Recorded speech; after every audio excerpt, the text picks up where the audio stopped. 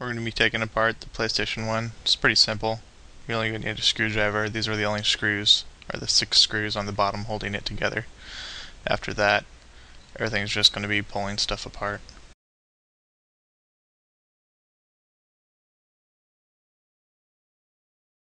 After the screws are out, just flip it back right side up, pull off the top.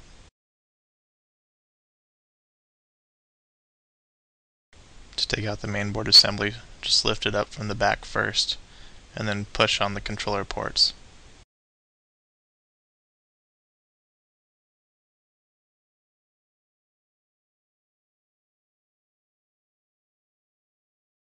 The CD reader isn't held down by anything, so all you have to do is unplug the ribbon cable and then the other cable to release it.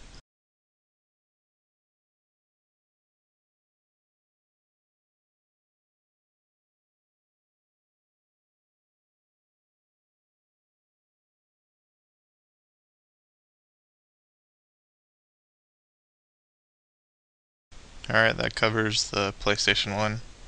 Pretty simple disassembly. I'm pretty sure anyone can do it.